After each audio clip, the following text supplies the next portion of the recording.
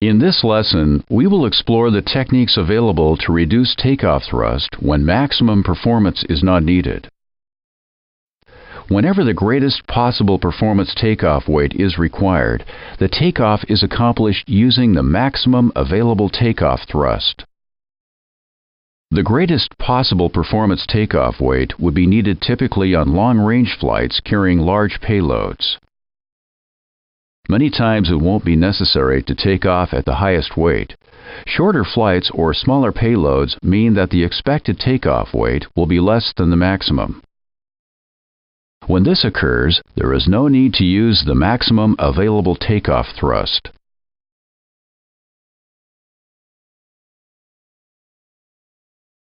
The decision may be made to take off at a reduced takeoff thrust. The greatest stress on an engine occurs during takeoff. During takeoff, the internal temperatures and the RPMs are the greatest. A takeoff performed at reduced thrust will reduce this stress significantly.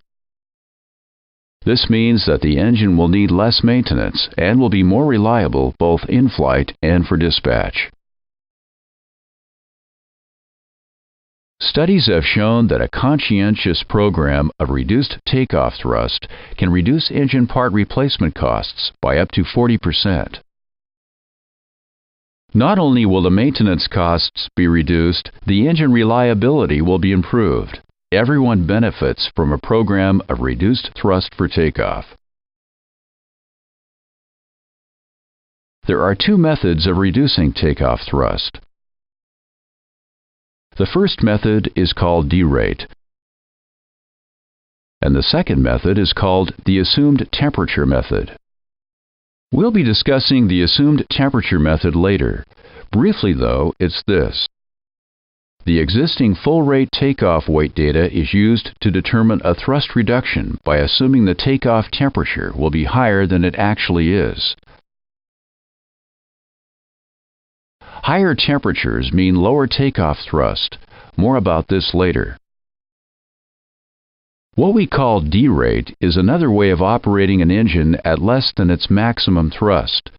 Derate means operating the engine at a defined lower thrust rating, just as if a less powerful engine had been hung on the wings of the airplane. Because it's a separate thrust rating, each derate thrust level will have its own set of performance charts and limitations in the airplane flight manual. When operating at a derate thrust level, that thrust level is now considered to be a new maximum, and it may not be exceeded during that takeoff. When operating with the assumed temperature method, however, the reduced thrust is not considered to be a maximum. It may be exceeded if necessary.